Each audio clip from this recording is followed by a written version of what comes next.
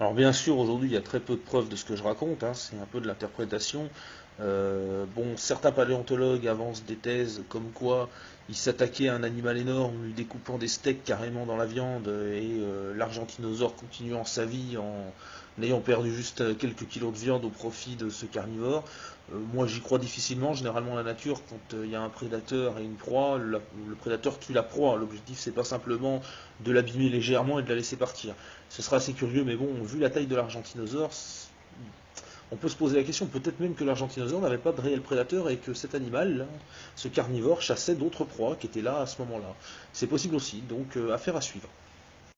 Quoi qu'il en soit, cet animal reste intéressant et on va voir un petit peu ce que la paléontologie va donner sur lui dans les années à venir, via les documentaires, notamment ceux de la BBC, qui sont formidablement bien faits, réalisés, et qui nous mettront certainement en avant des choses sur cet animal. Voilà, on va maintenant passer à un autre prédateur. Carcharodontosaurus. Signification, reptilodent de requin. Taille, 8 à 14 mètres de long. Poids, 7 à 8 tonnes. Groupe, théropodes. Famille, Carcharodontosauridae. Époque, Crétacé inférieur, 113 à 97 millions d'années. Régime alimentaire, carnivore. Répartition, Afrique du Nord, dans le Sahara, au Maroc, Égypte et Niger. Voilà, donc je sais ce que vous allez me dire, cet animal ressemble énormément au précédent. C'est pas faux. C'est pas faux. Il y a beaucoup de ressemblances anatomiques entre les deux. Aussi bien en termes de taille et de corpulence, on est à peu près sur le même ordre d'animal. Alors, ils n'ont pas vécu au même endroit, ne font pas forcément partie de la même espèce.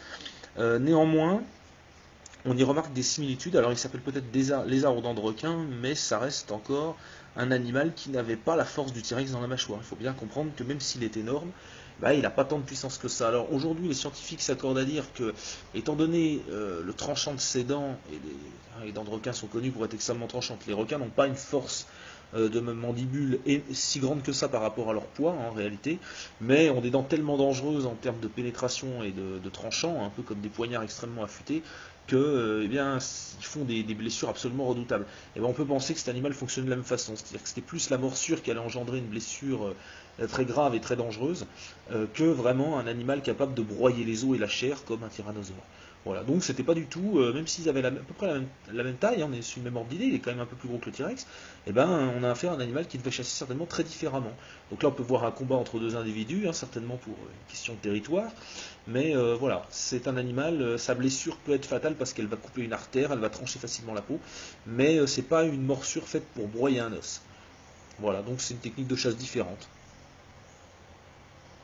Donc on voit bien sur cette image hein, les dents, hein, vraiment monstrueusement tranchantes et quand même assez grandes, hein, type dents de requin, il porte bien son nom, c'est pas le problème. Mais pour moi, il devait avoir un schéma d'attaque différent de celui du T-Rex.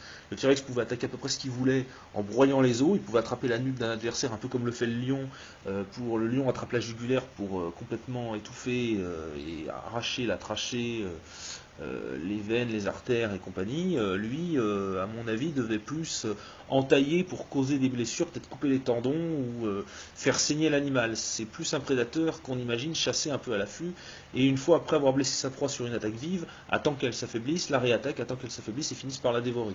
Je vois mal ce prédateur attaquer une proie presque aussi grosse que lui et la tuer en un seul coup. Je pense que s'il la tuait, c'est parce qu'il avait réussi à toucher une artère, et non pas parce qu'il avait la capacité de broyer les os. Voilà. Bon, ça reste un prédateur très intéressant à observer étant donné qu'il est gigantesque. Hein. Donc on dit, hein, on estime que certains spécimens, on a trouvé assez peu d'ossements actuellement, mais on estime que certains spécimens pouvaient peut-être atteindre les 15 mètres, ce qui est vraiment phénoménal. Ça en fait un énorme prédateur. Et pour information, il a vécu sur le même territoire quasiment que le spinosaure, dont on a déjà parlé dans une précédente vidéo. Voilà. Donc petit bilan donc sur ces trois espèces.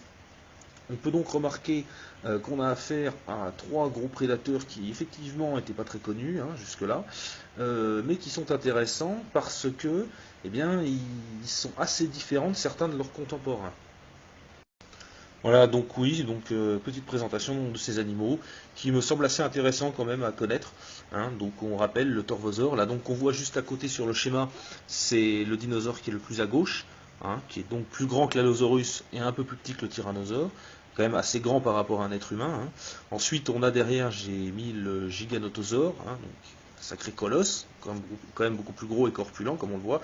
Et puis en toute fin, le plus grand dinosaure terrestre jamais découvert à ce jour, donc l'Argentinosaure, qui est un véritable colosse. Voilà. Et qui a déjà fait l'objet d'une précédente vidéo sur le gigantisme et les dinosaures, que je vous invite à re-regarder. Voilà, donc c'est à peu près tout pour aujourd'hui. Si vous voulez en savoir plus sur ces animaux, vous pouvez toujours vous renseigner sur internet.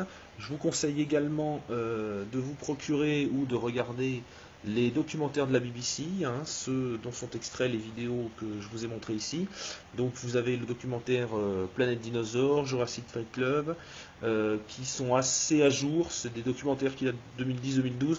Vous y trouverez des informations assez à jour sur la plupart des dinosaures. Peu de choses à évoluer en tout cas sur ces espèces-là présentées aujourd'hui. Et puis il existe aussi un reportage sur YouTube que vous trouverez sur l'Argentinosaure, hein, spécifiquement. Voilà, qui est aussi un reportage assez intéressant qui vous montre comment on a découvert cet animal et comment on en a déduit sa taille à partir de très peu d'os. En réalité, on a trouvé encore très peu d'ossements de cette espèce. Voilà. Écoutez, moi je vous remercie et puis je vous dis à bientôt pour une autre vidéo. Voilà, au revoir.